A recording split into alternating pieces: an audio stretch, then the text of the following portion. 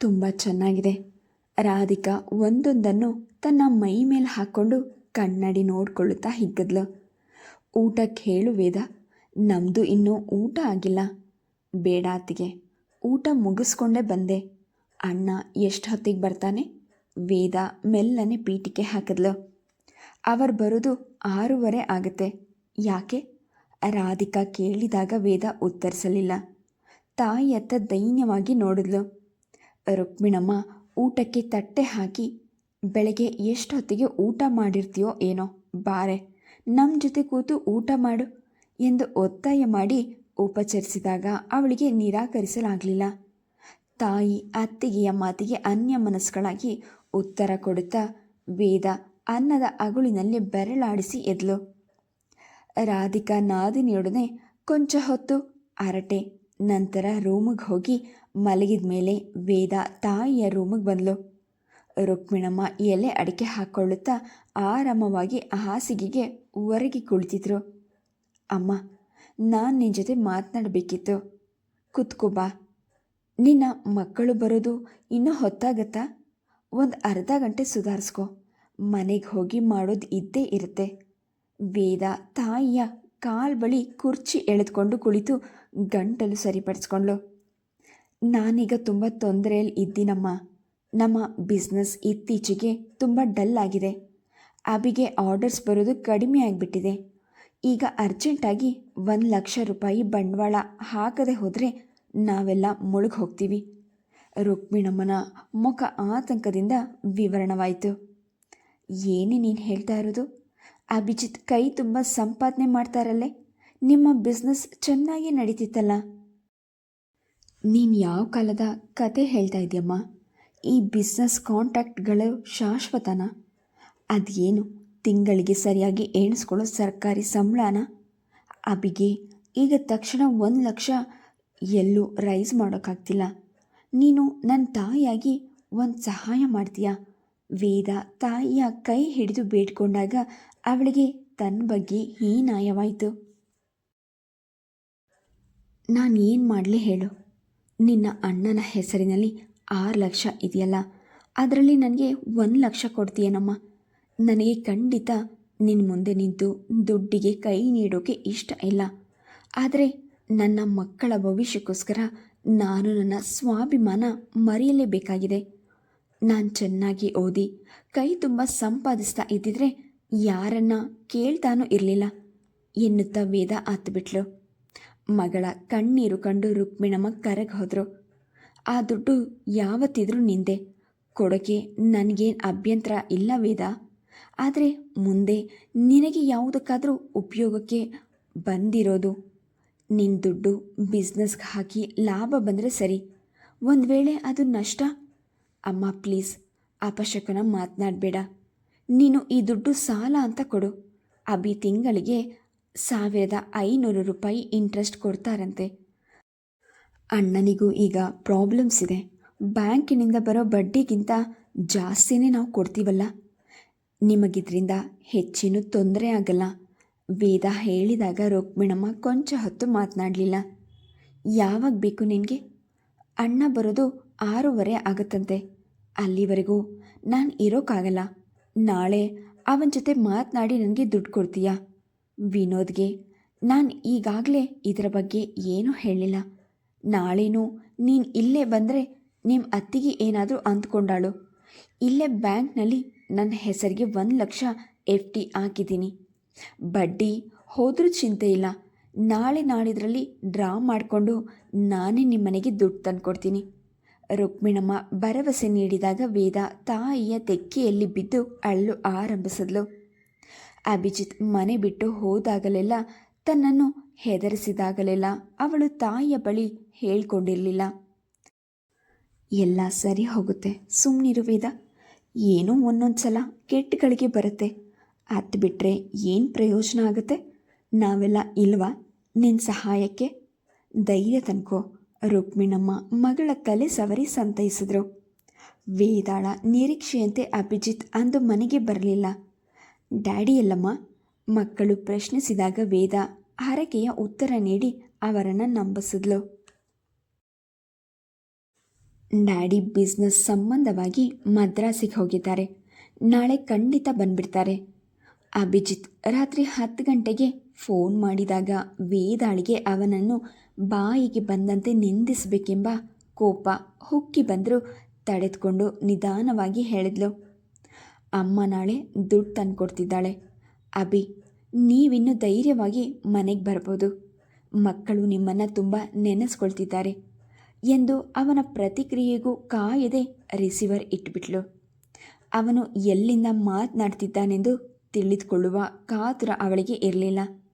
ರುಕ್ಮಿಣಮ್ಮ ಮಾತು ಕೊಟ್ಟಂತೆ ಮರುದಿನ ಮಧ್ಯಾಹ್ನ 1,00,000 ನಗದು ತಂದುಕೊಟ್ರು.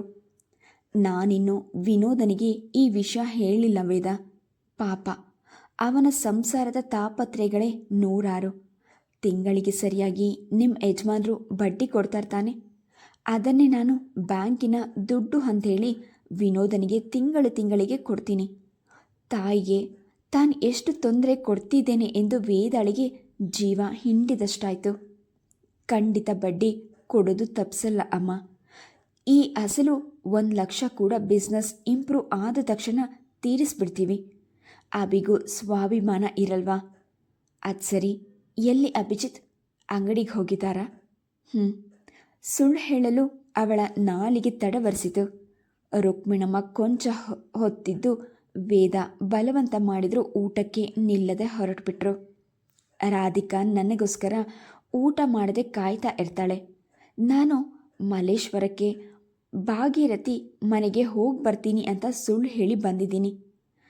ಭಾಗೀರಥಿ ರುಕ್ಮಿಣಮ್ಮನ ಹಳೆಯ ಸ್ನೇಹಿತೆ.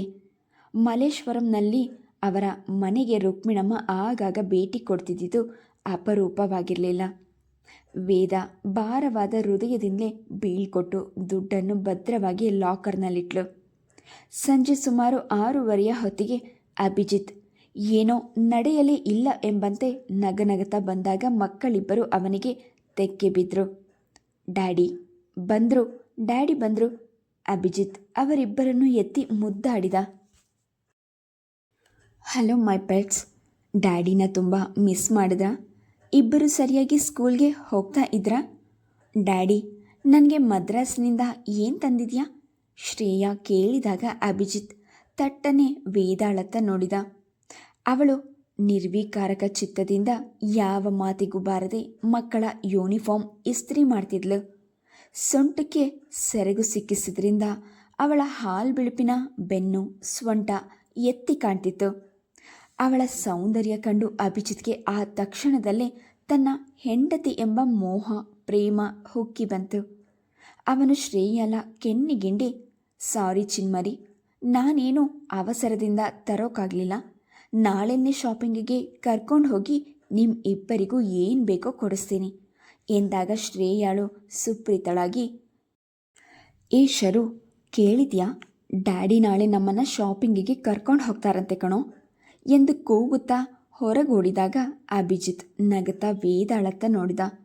ನಿರಾಸಕ್ತಿಯೋ ತುಂಬ ಮುದ್ದಾಗಿ ಕಾಣ್ತಿದ್ದ ಅವಳನ್ನು ಕಂಡಾಗ ಅಭಿಜಿತ್ ಇಂದಿನಿಂದ ಅವಳನ್ನು ಬಳಸಿದ.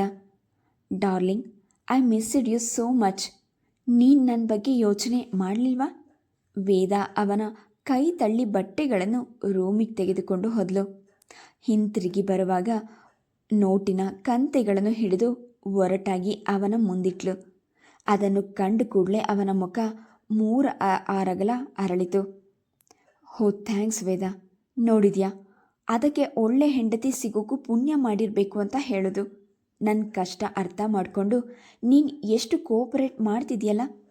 So sweet of you. Abhijit ಹಣ ತೆಗೆದುಕೊಂಡು ಅವಳನ್ನು ಬರಸೆಳೆದು ಅಪ್ಕೊಂಡ. ಅಭಿ, ಇಂಟ್ರೆಸ್ಟ್ ರೆಗ್ಯುಲರ್ ಆಗಿ ಕೊಡ್ತೀರಾ ತಾನೆ? ಆ ಸಮಯದಲ್ಲೂ ವೇದಾಳಿಗಿದ್ದಿದ್ದು ಒಂದೇ ಅಳಕು. ಶೋರ್. ಏನು ವೇದ ಹೀಗೆ ಕೇಳ್ತಿದ್ಯಾ? ನೀನು ದುಡ್ಡು ಎತ್ಕೊಂಡು ನಾನು ಎಲ್ಲಿ ಓಡೋಗ್ತೀನಿ? ಅವನ ಭರವಸೆಯ ನುಡಿಗಳಿಂದ ಅವಳಿಗೆ ಕೊಂಚ ಸಮಾಧಾನವಾಗಿತ್ತು. ಮೊದಲಿಗೆ 6 ತಿಂಗಳು ಅಭಿಜಿತ್ ತಪ್ಪದೆ 1,500 ಎಣಿಸಿ ವೇದಾಳ ಕೈಗೆ ಕೊಟ್ಬಿಡ್ತಿದ್ದ. ಆ ಅವಧಿಯಲ್ಲಿ ಅವನ ವ್ಯಾಪಾರ ಸುಧಾರಿಸ್ತಿತ್ತು. ಸೇಠ್ ಚಂದನ್ ಲಾಲ್ನಿಂದ ಅವನಿಗೆ ಆರ್ಡರ್ಸ್ ಬಂದು ಅಡ್ವಾನ್ಸ್ ಹಣ ದೊರೆತಾಗ ಅವನು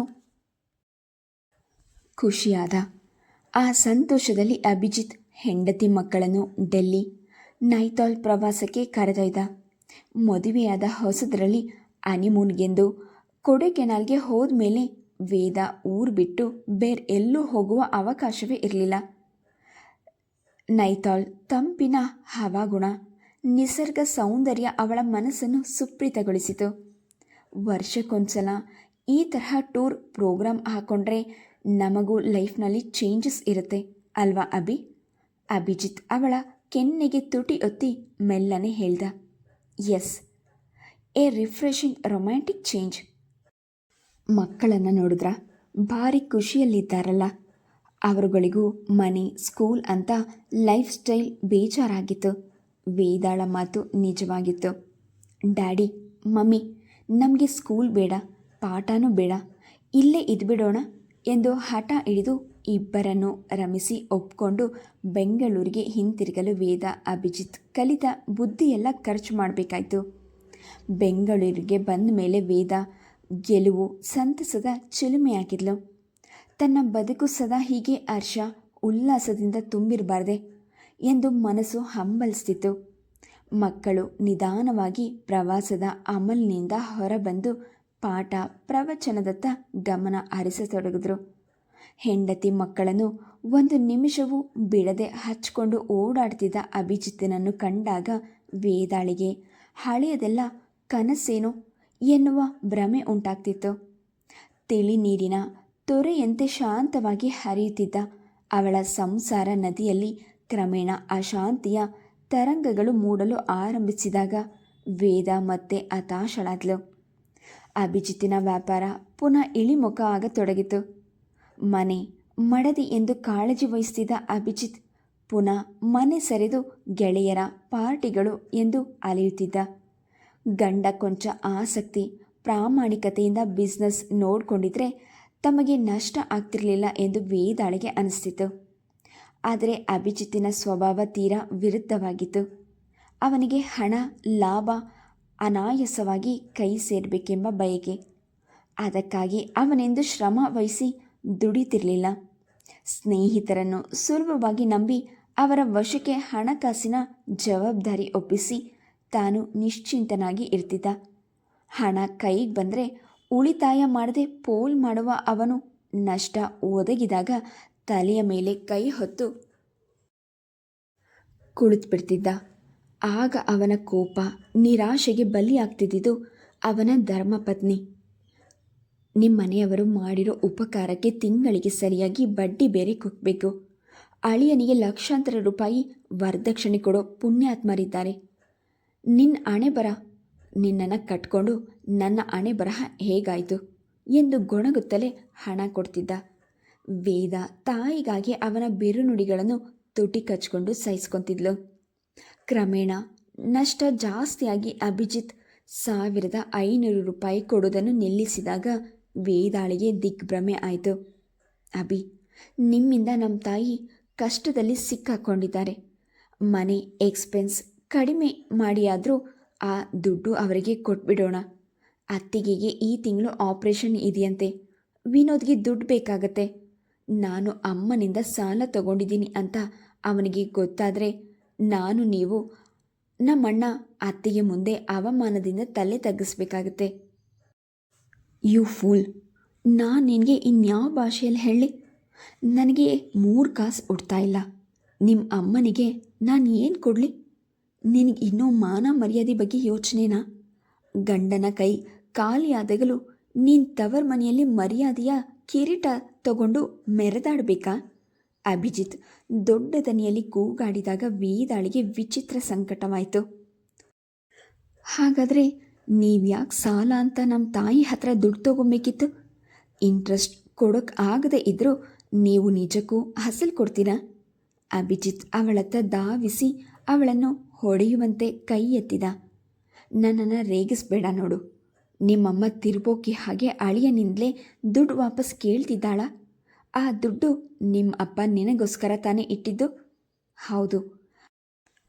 ಆದರೆ ನಮ್ಮ ತಾಯಿ ಬದುಕಿರೋ ತನಕ ಆ ದುಡ್ಡು ಅವಳ ಹೆಸರಿನಲ್ಲಿ ಇರಬೇಕು ಅಂತ ನಮ್ಮ ತಂದೆ ವಿಲ್ ಮಾಡಿರೋದು ನಿಮಗೆ ಗೊತ್ತಿಲ್ವಾ? ವೇದ ಶಾಂತಲಾಗಿ ಹೇಳಿದಾಗ ಅಭಿಜಿತ್ ಅವಳನ್ನು ದೂಕಿದ. ಗೊತ್ತು ಹೋಗೆ, ಎಲ್ಲ ಸೇರಿ ನನ್ನ ತಲೆ ಬೋಳ್ಸೋಕ್ಕೆ ಪ್ಲ್ಯಾನ್ ಹಾಕಿದ್ದೀರಾ ಅನ್ನೋದು ನನಗೆ ಗೊತ್ತಿದೆ. ವೇದ ತತ್ತರಿಸಿ ಸೋಫಾದ ಮೇಲೆ ಮುಗ್ಗರಿಸಿ ಬಿದ್ಲು. ಸೋಫಾದ ಕಟ್ಟೆಗೆ ಮೊಣಕೈ ತಾಗಿ ಗಾಯವಾದಾಗ ಅವಳ ಸಹನೆ ಮೀರಿತು. Please subscribe the channel, like and share. Thank you.